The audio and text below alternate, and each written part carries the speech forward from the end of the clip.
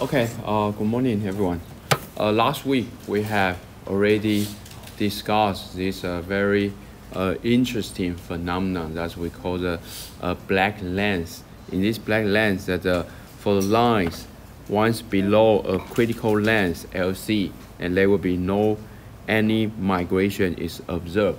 And the reason for this black lens is that we will have the balance between the backflow of photons and also between this the balance between this stress gradient and then also the electron beam. So in this case, as long as our length is below this critical black length, and then we will see that our interconnection line will have very limited degradations. So we also show that some of the reasons, the mechanism behind this black lens. First of all, is that it's coming from the mechanical stress. As you know that once we have this mass transport, then that will induce a high mechanical stress on the one side, and then this however, the photons will prefer to move from the compressive stress region to the region where we have this tensile stress. So that will cause this black flow of the materials, black flow of the matters here. So that will be the one additional driving force. Also, last week we also mentioned that the idea for this black lens is on the balance between this wind force, which is equal to this stress gradient force. So in this case, that we can calculate the black lens LC, which is equal to this formula. So if a conductor length is shorter than the corresponding black lens LC, then the line will never fail here. So here is an experimental result. Although this theory is quite old, it has been developed for a very long time, but now we still can see in our advanced semiconductor, this black lens is still quite valid. So in the case with channel length for the interconnection length around 50 micrometer, then we will see the degradation is relatively small compared to the longer interconnection line. So here is a short summary about what we have been so far knowing about the electron migration. So the electron migration, the cause is the mass transport of the material ions, and which is mainly due to the momentum exchange with the conduction electrons. So therefore, that's why we see these materials, these photons will be pushing in a certain direction. That's mainly due to this momentum exchange, and this will cause several effects here. The first one, we will have the voice. So once we have a voice, that can lead to the open circuit, and once we have the hear loss, that can lead to the short between the lines or layers here. And there are several acceleration factors, but that's very normal in the general reliability as long as we increase the temperature. And also in this interconnection line, we mainly take into account as a current density. So as long as a high current density, we always see the degradation become faster. And there are several influence factors, for example the temperature gradient, current density, grain size, and mechanical stress. And normally how we try to avoid this electron migration, we will consider as a design rule, and we also need to consider as a certain new material that's incorporating our interconnection line to improve the electron migration.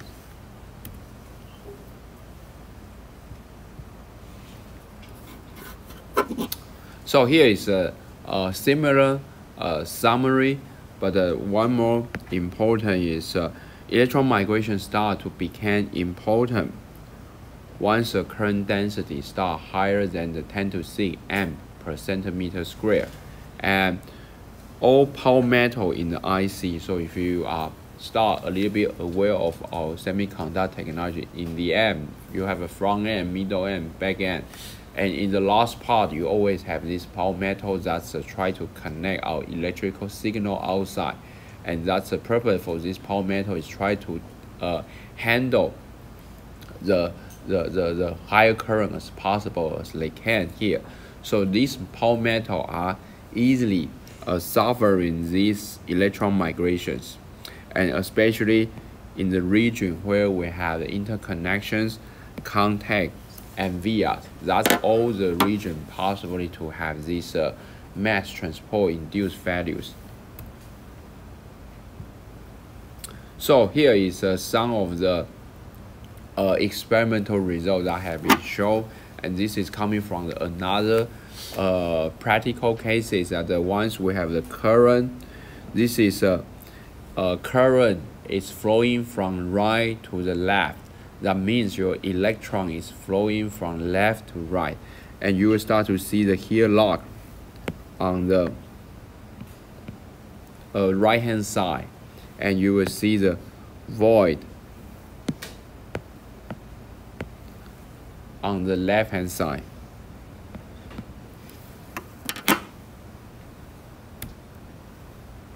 So here is some more experimental results to see that how the real happening related to the void and also the here lock. So in the void, you will see our interconnection lines getting thinner and thinner, and for sure resistance is getting higher. And then once we have this here lock, then you will start to influence the nearby layers or interconnection lines. And for sure that this is the same concept that in the end, from the what we are doing for reliability in the beginning is try to understand how do we test, and then later we understand the mechanism. And the last part, which is also very important, is how to do the lifetime testing and lifetime estimation. So we have been talking about this in the TDDB, but now also the lifetime is very important for our interconnection line and under this consideration of the electron migration. So as usual, we will conduct this accelerated test in the electron migration, and normally we will conduct it in and normally we will consider to test this in the oven, because the oven can provide a very higher temperatures here.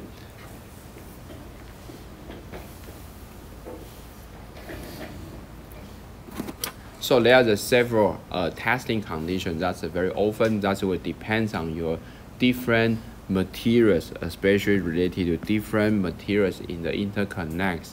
So if we consider for the testing for lifetime of aluminum interconnects, you have to stress with a certain current density, but it has to be the relative high temperature. Now it's 170 to 230 Celsius degree. But if you test in for the copper interconnection, so then you will see the current density needs to be even higher, and the temperature also need to be very higher. So that's a purpose to accelerate the degradation. That's based on different materials based interconnections here.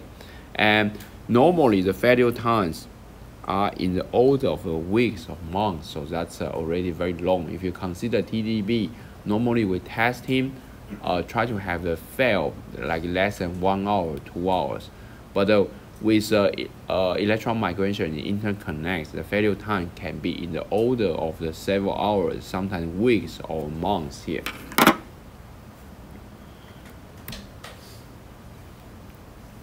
So here is a typical result that we see during the lifetime testing for the one interconnection line. So when we talk about the interconnection line, for sure, what we are most interesting parameter would be the resistance, because the interconnections is everything related to how we can make as a lower resistance property as possible as we can. So therefore, the value also will be considered as a resistance versus the time here. And then you can see the time is, if you look at closely, this is time with hours, minutes, seconds. So you will see this interconnection line. Even testing with such accelerated testing condition that's already at 300 Celsius degree with 2 MA per centimeter square, we still need to take around more than 80 hours that can see this high resistance shown here. At a certain moment, the resistance will be goes high. So resistance goes high normally suggests that we start to see the void formation. Because of void, so we will see that the resistance increase. And this is a right-hand figure. Try to illustrate that what would be the proper statistics that we can use to analyze the electron migration. And this is coming from the log normal fitting. So basically, the electron migration follows the log normal statistics. And the reason is that if you still remember when we talk about the mathematics and statistics of the reliability, we have been mentioned that they are the most two important statistics we use very often in the semiconductor. The first one is for sure the Weibull distribution, and then the reason that we can apply the Weibull for the certain degradation, we have to first to make sure that this degradation follows this what we call the weak link process. But on the other hand, we also, at that same chapter, we already mentioned that another one, what we call the log normal.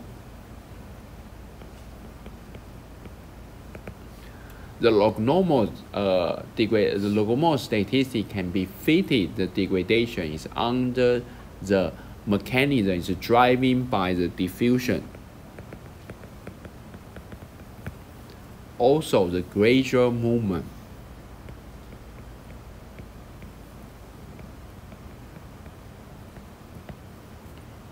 So this is exactly the mechanism that will face, that will have in the inside the electron migration, right? Because we know, I think so far, everyone at this moment should be able to understand that the degradation of the interconnection line is a combination with a certain alternate movement, certain diffusion, and then the process is gradual happening. So that's why this is a perfect case that we can use a log normal statistic. And now you see that if you are in the field of the try to understand fabricate interconnection line or try to improve the reliability interconnection line, we will only consider log normal distribution in this case.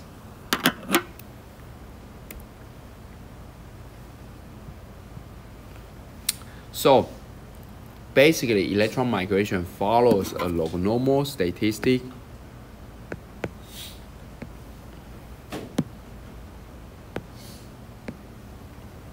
And that's because of due to this log normal statistics related to the diffusion and also the gradual movement, and that's also related to our orientation of a grand boundary, because a different grand boundary that will cause a different diffusion coefficient. Because grand boundary is just imagine just like a boundary. So if we have a many grand boundary or very limited grand boundary, then that will highly influence our diffusions.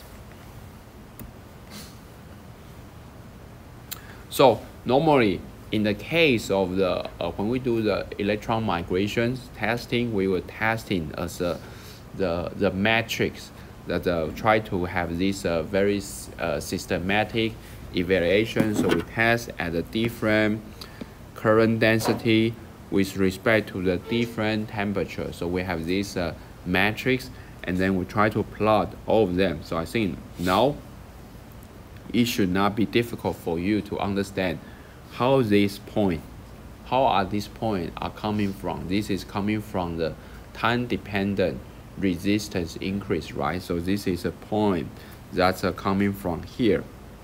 So we do this testing, Then we transfer this result as a time to breakdown, and we make it as a log normal statistic, and with several testing conditions, so you can make this a very beautiful log normal analysis base for this statistic. So then this is the typical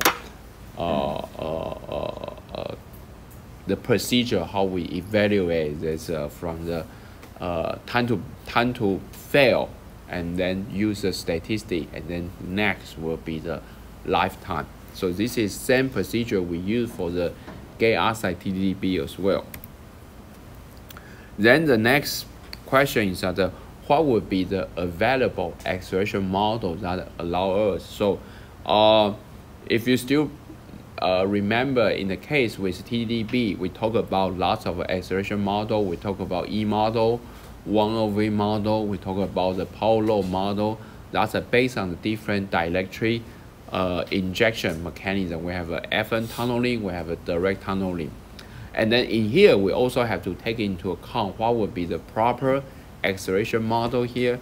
But in the case when we talk about the interconnection lines, that right now we most widely used model would be this Black's model.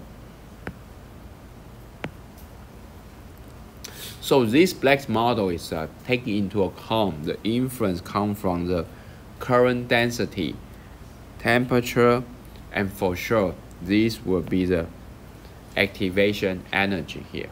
But one thing's difference between the lifetime of the acceleration model that being used in the Weibull and log normal is that what we see here.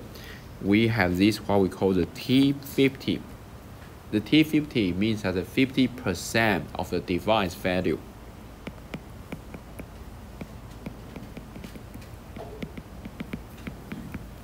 So we have been already mentioned this concept that what we are interested in is not the one device value. What we are interested in is the cumulative device value. How long the time that we will have the total 50% value?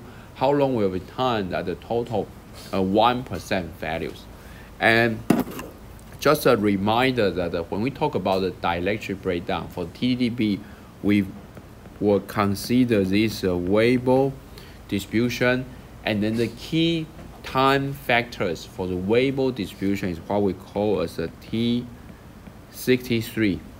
So that's a calculation coming from the Weibull. That if you look at in the Weibull plot, you try to consider y-axis equal to 0, then you get the T63, which is a 63% value. But in the case with the log normal,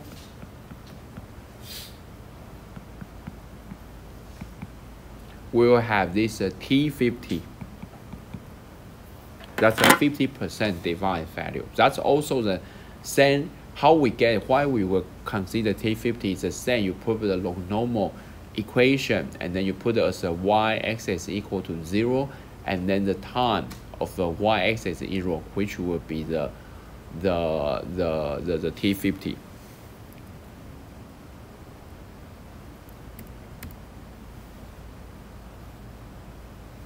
So with this help from this Black's acceleration model, we are able to do the very similar what we are doing for the gate oxide TDDB. Then we were doing for this for the electron migration. So first of all, what we are actually doing is still the same. We will test at a higher or more harsh condition. That's what we call the acceleration testing. So we're testing at a stress condition, and for sure this is not a normal condition. This is a condition that we want to have the reasonable value time. So you see, we test this condition, then the result is that the interconnection line will be failed around 100 hours. So that's still manageable in the lab, because if you put it for the 10 days or 7 days, 5 days, already have 100 hours. So that's still something we are able to manage it. And then we will transform this result by using the Black's models, which is shown here. So this is failure time measured as stress condition are transformed to the operation condition. That's a real lifetime operation condition, and for sure that will be the lower current density and also the lower temperature, and probably will be just a room temperature here. And then later we will do these extrapolations here. So once we consider this extrapolation, then we can have this is our targeting percentage for the CDF, for the cumulative values here. So what we are interested in for the values could be, for example, in this case, could be the 0.5%.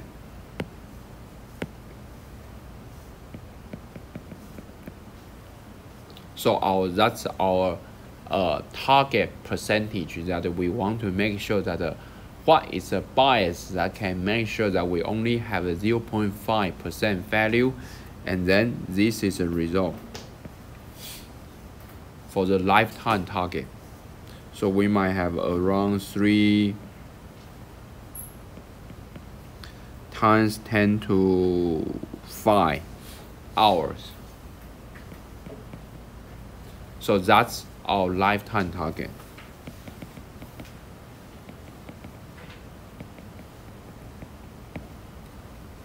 So in this case, we can understand what would be the best user condition.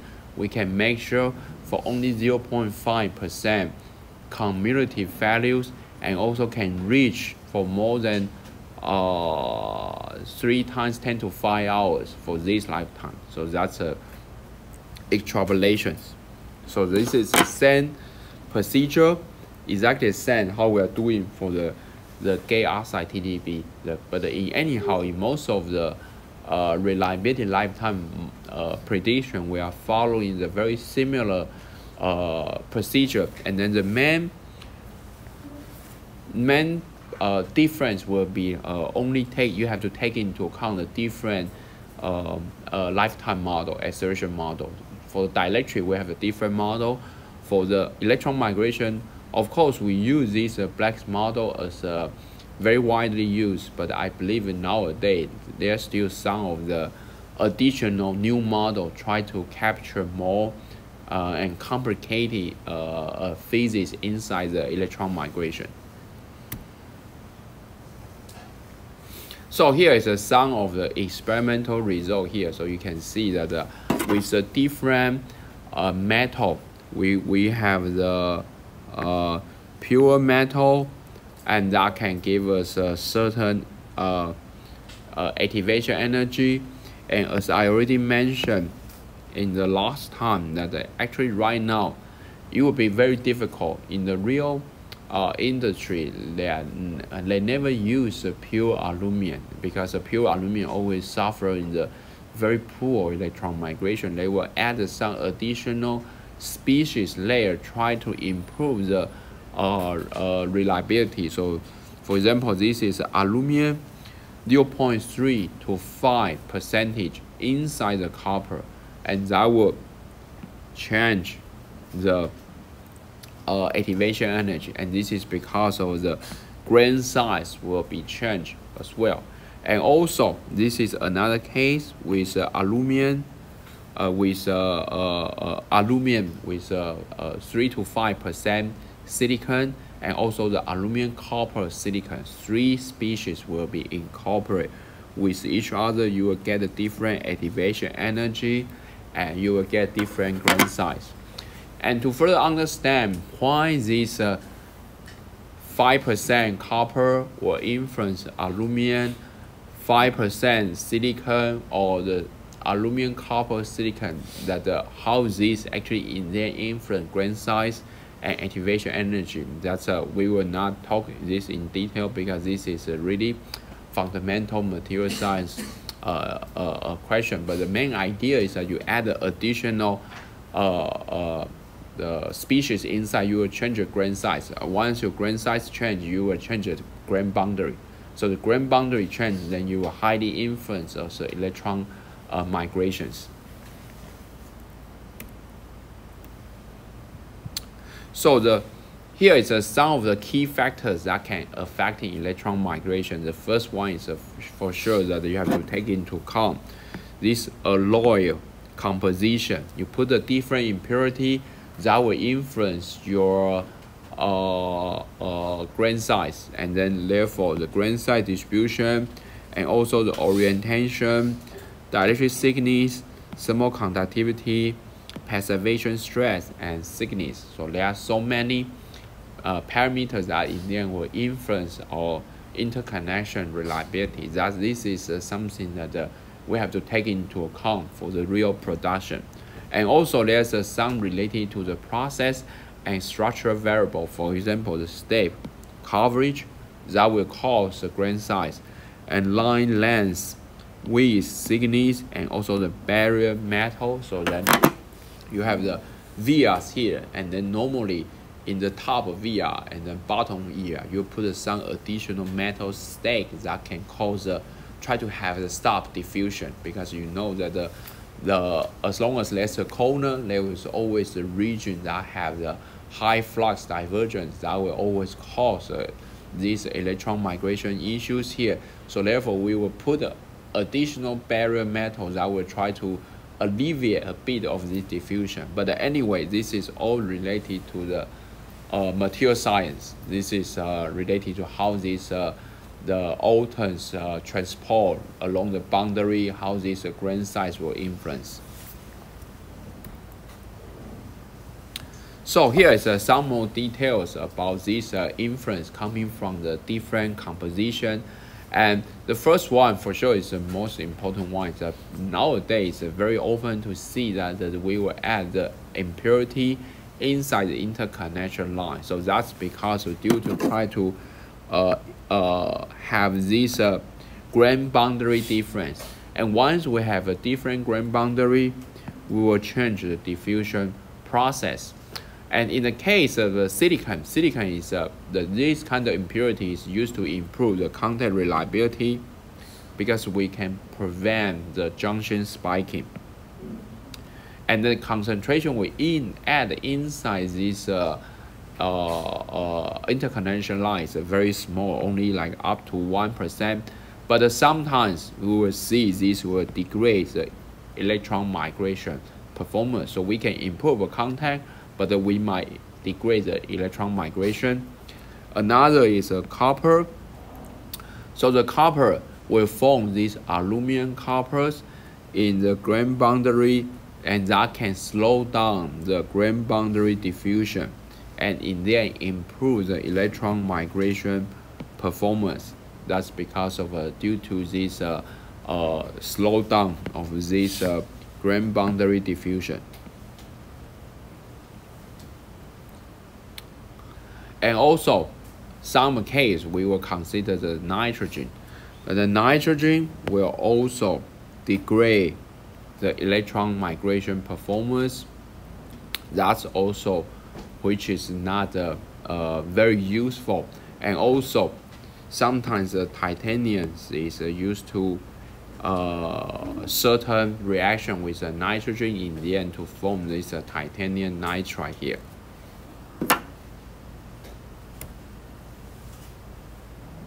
So the different materials that will in the end cause either improve or degrade of this electron migration, but the fundamental insight is still related to this grain size and grain boundary. And you can see that this is a different microstructures that are coming from the ABCD, which is a different cases. So we have the A is a deposit, and that's a completely like amorphous, and we have a D is another case that we have the very large grain size in the end to show this kind of like the bamboo structure. So the C and B is very often cases that we would found in our interconnection line. We want to have a little bit larger grain size that will cause us a C, like a near bamboo structure, and then small grain size that will cause like a B in this case. And then we will see that this is y-axis, which is time to failure, that's hours, and then the axis is failure in the percentage. So now we can see that with a small gradients, small grain size. This is a small grain size. Then actually we will have the smaller time to failure. So that would mean that actually the interconnection line will become fail faster. But if you look at the case with a large grain size here, this is a large grain size, and this is a small grain size. So the large grain size can highly improve our lifetime for our interconnection line here. And the reason is actually not that difficult to understand. It's everything related to the flux divergence. So once we have the a smaller grain size, we actually might start to have the more higher flux divergence here. But once we have the large grain size, we have the smaller flux divergence. And then you can imagine that with this interconnection line here, and then we have a lots of small grain inside.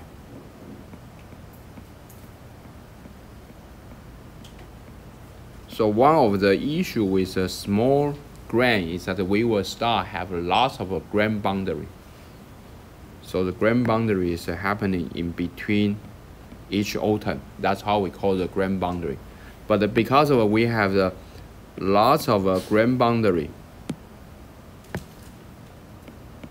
so that means that once you have an electron moving, so electron will try to go through this grain boundary, and then they will start to have this flux divergence.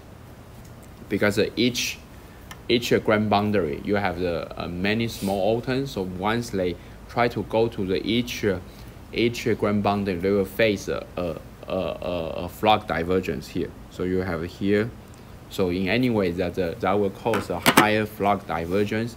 Once you have a higher flux divergence, then you will see the degradation can be faster, happen faster.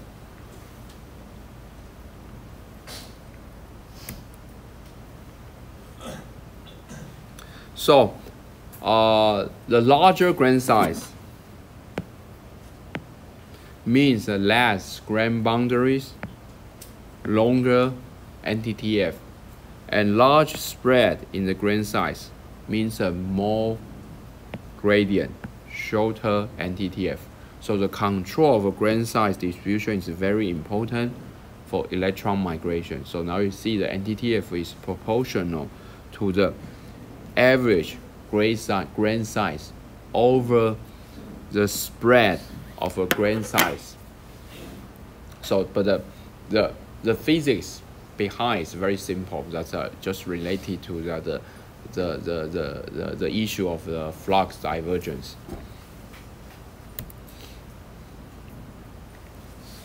So for the contact, also we also need to in the previous slide we only talk about this the electron migration in the interconnection line, but you have to be aware of that.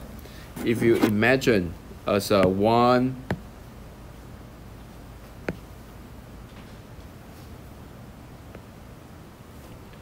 transistor, for sure we have the source and drain, and then we have this interconnection line here. But in most of the cases, the interconnection line will not directly contact with our semiconductor. There is a particular metals in between the interconnection line and semiconductor that we call as a contacts here.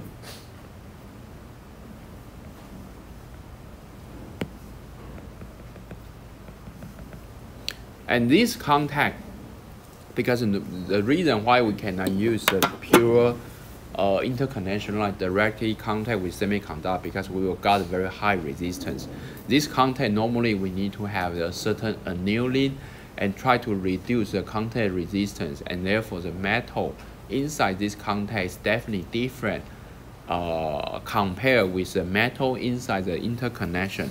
So in the previous, we have been mentioned that this interconnection line, we have the electron migration issues here, but also we have to be aware of that as long as there's a metal, we always have to take into account for the electron migration. So there's also, we need to consider the electron migration inside the contact.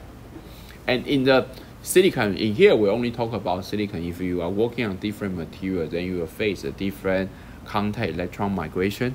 So in the case of a silicon, still the same, we will see the aluminum and silicon atom by momentum exchange with the conduction electron.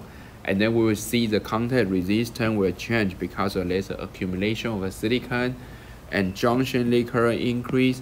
Even sometimes we see the junction short.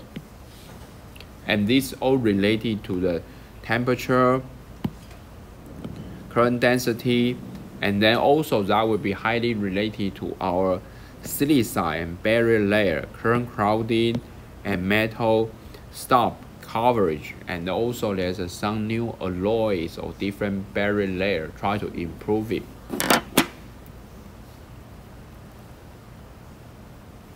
And here are some more. This is a general, just to let you know that there's an issue here. Here's some more information related to contact electron migration.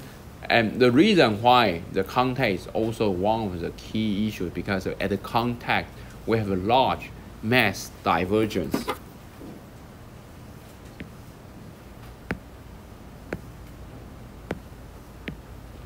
Why we have a large mass divergence? Because of if you look back to this schematic, so we have this current will go through here, electron will go through here, here, and here.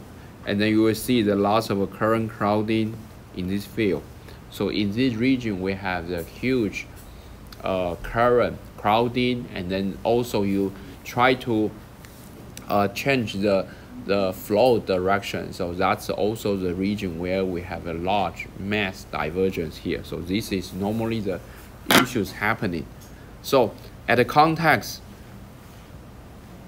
we have a large mass divergence here, and then there will be the three different type of contact electron migration values.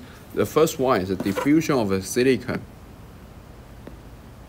into the aluminum, and that can cause a spike across the junction, result in the junction leakage current, and we will show in the next slide. And also there is a accumulation of the silicon at the contact. The accumulation can be due to the epithelial growth or certain diffusion related accumulated at the silicon at the contact, and this will block at the contact and lead to a high resistance or even non-ohmic contact behavior. And also sideward open in the aluminum. So the line electron migration is affected by the contact as well. So here, the next slide is getting more understand why. So imagine that this is a typical the contact skin that you have start to have electrons flowing from the left to the right here. So we will see that due to the silicon, due to the electron, conduction electron, due to this momentum exchange, it's very often to see we will have this accumulation at the region, accumulation of silicon. So once you have this accumulation of silicon, and for sure then your contact areas decrease, because now this is blocking, so you can only flow here. This blocking, you can only flow here, you can only flow here. So your overall contact areas decrease. And once your contact areas decrease, then your contact resistance increase. So that's one issue. And also, as you know, that the overall amount of mass is set because of it. We didn't generate additional silicon. So silicon accumulate here. That means some region the silicon is disappear. So then we will see the silicon is disappear here. So we will see the silicon depletion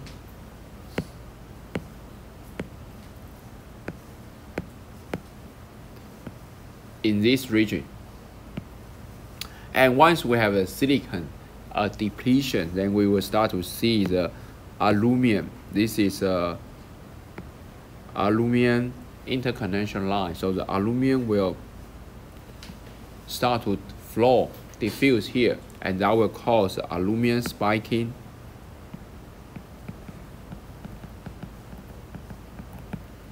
And this spiking can be very deep, and then that's cause this junction leakage current. Because now you see this aluminum is actually penetrate into another junction, so that causes additional junction leak current. So that's also one of the issues. This is consider the case with aluminum with 1% of the silicon. So the silicon atoms here, you have an electron, so silicon atom will be pushed, accumulate in this region. And on the other hand, we will see the depletion here as well. So in the end, now we can pose both factors as accumulation and also the depletion of silicon.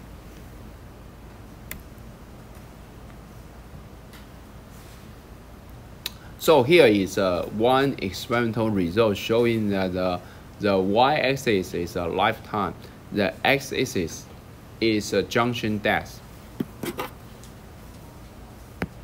This is a junction depth.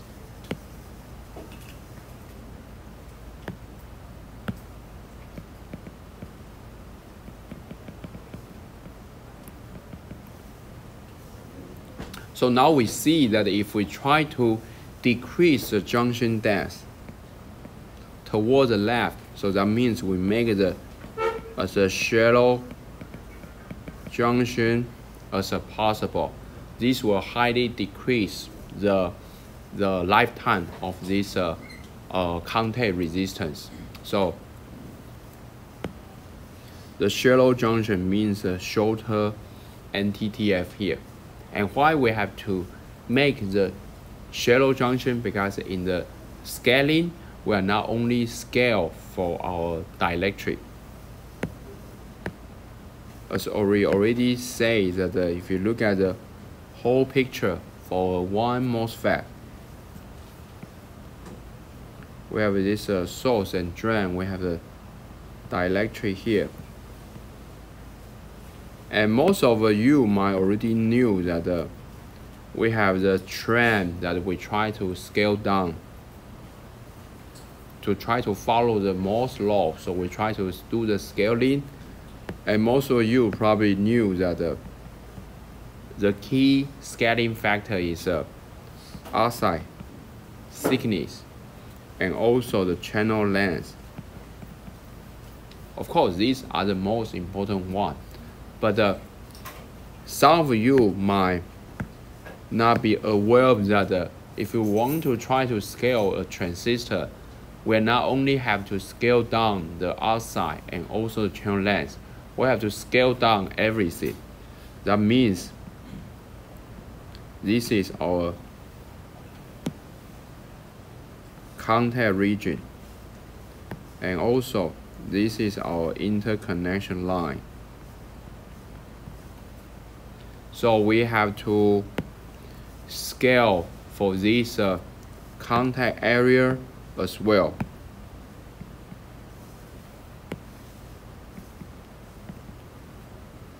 This has to be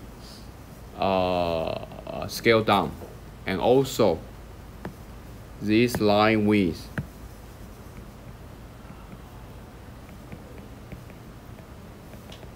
Because if we make the contact hole smaller, for sure, then your interconnection line will getting smaller. So your interconnection line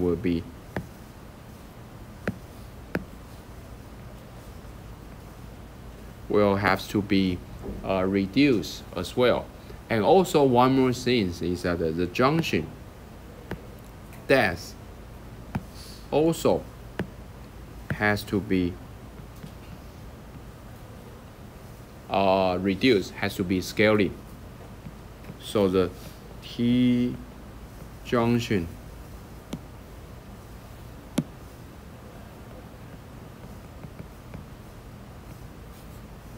also has to be reduced. That's the purpose, to try to follow the Moore's law, try to have very high density of our chip in the fabricated wafer here. So basically we have to scale everything. So but if we in addition to the gate oxide reliability, we cannot scale because we will have very high leak current that's called lifetime. But now we also see that the junction reduce, that will cause a huge impact on our contact electron migration.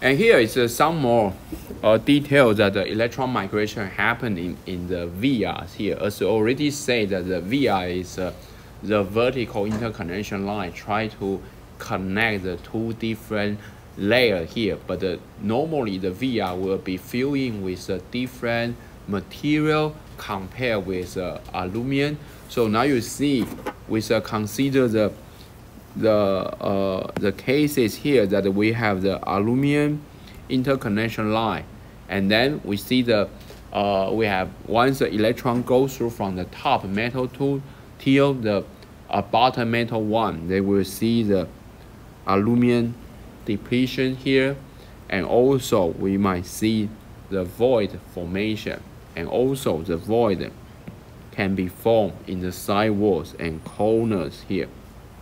So anyhow, that as long as you have vias, you always have also take into account this electron migration, because the via will consider the different materials, and also that will cause the huge flux divergence.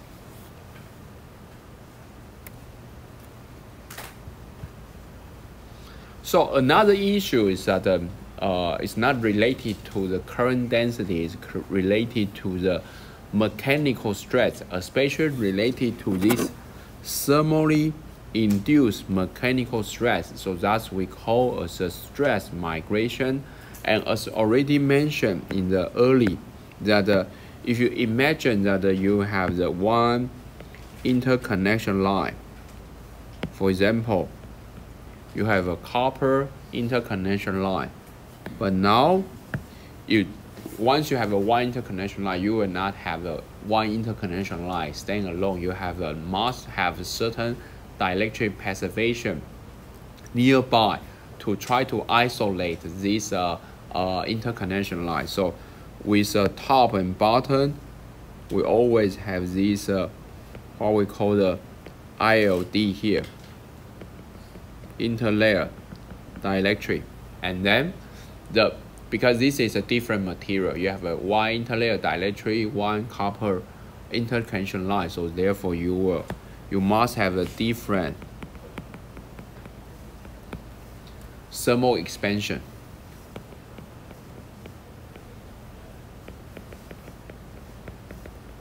Because of your whole semiconductor process is in the loop of the cool down, high temperature, cool down, high temperature, because lots of process is you need to heat up. So you first deposit, even for the very low temperature like the ALD, you still need around 200, 300 Celsius degree. And some of the process is very high. You have LPCVD that can go to beyond 5 and 6. You have a contact annealing, sometimes the contact annealing for the very specific semiconductor material like the compound, you always need to have more than 700 and 800. And also, for example, if you consider the advanced dielectric like the ferroelectric material, sometimes you need to anneal your dielectric beyond 900 Celsius degree or 1000 Celsius degree. So in anyhow, your whole semiconductor chip is in the loop of the high temperature, low temperature, and then therefore your whole back end, your whole interconnection line will face a lot of the cycle related to the thermal expansion and also thermal this expansion release. So this will cause a lot of mechanical stress.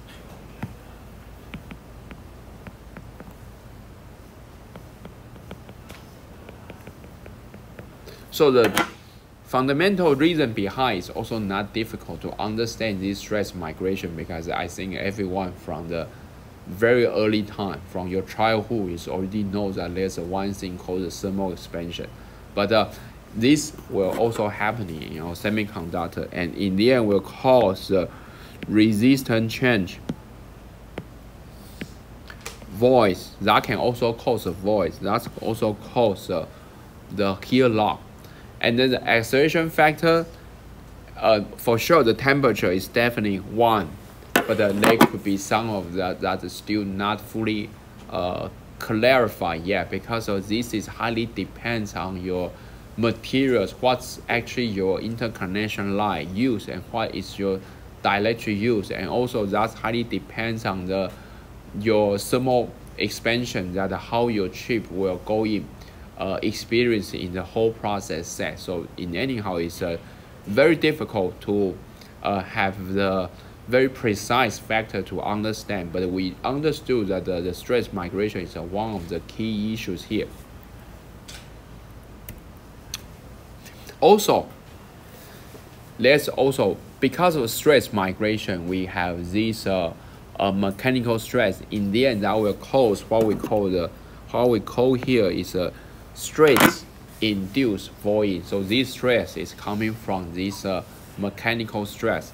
So the stress induced voiding is a migration of metal ions due to the high tensile stress in the interconnection after the processing. For example, after passivation, deposition, and that can cause the void formation.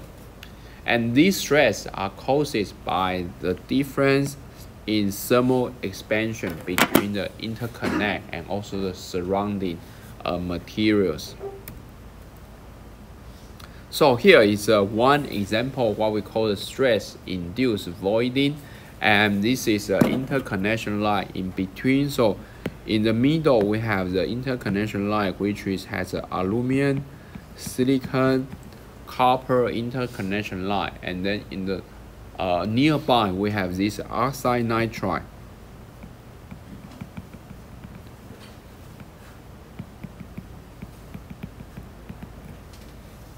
And then for qualify our semiconductor, most of us, we will only consider as electrical testing to qualify our semiconductor. That's for sure, that's one of the most important.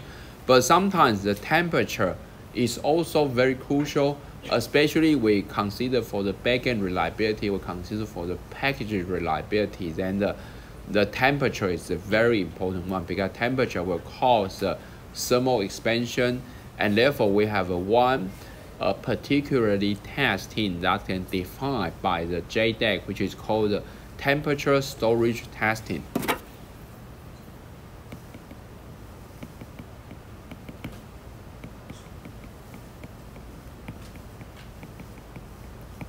This is not a very special testing. This is a very general testing that's already very obviously defined by the JDAC, that if you want to ship your product, you want to sell to your product, actually you need to verify your product with this temperature storage testing. And then how we do the temperature storage testing is very simple. We just put the oven for a very long time, like here, 3,000 hours at 200 Celsius degree, and we see, and then after this storage testing, we will pick up our chips pick out our device and look at to measure the electrical result and to see any difference. And in this here, we see that there's a void formation. And this void formation is what we call the stress-induced voiding. The stress here is because due to the mechanical stress, because we put the chip inside the storage in the oven and for the 3000 and high temperature, and we will see that there's a degradation of these materials.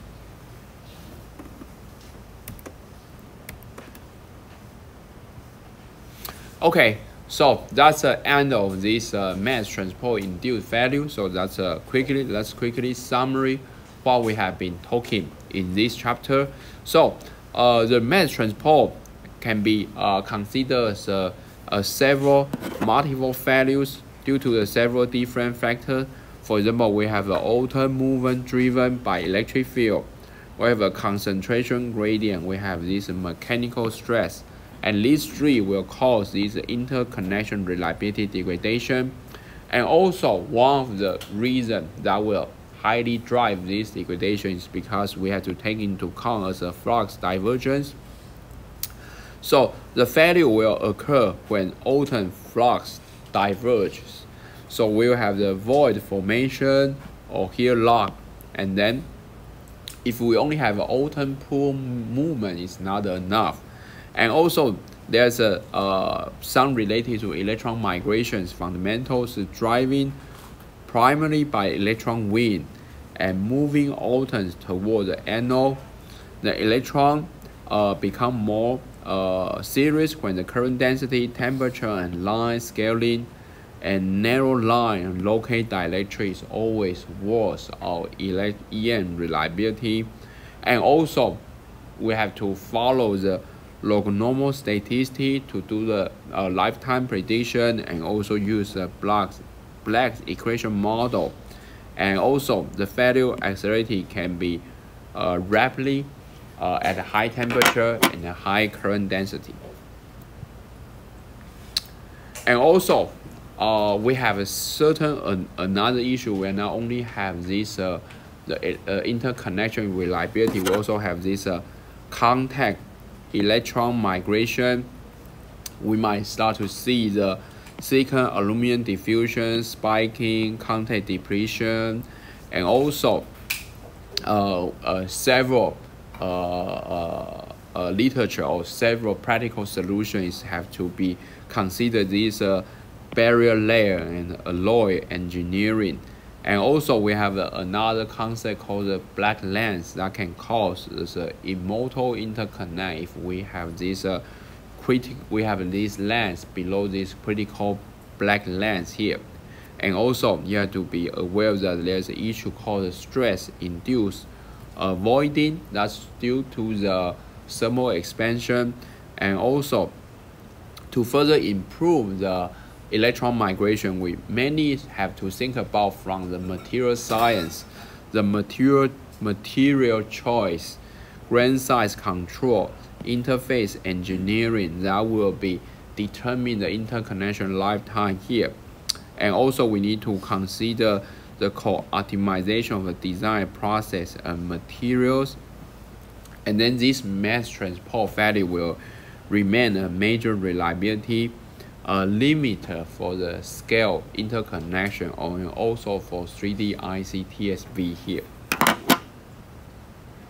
Okay, so that will be the end of this chapter. So we will stop here, and then the next, so we will come back around like 15 minutes. So after 15 minutes, we will start to have the presentation from you guys.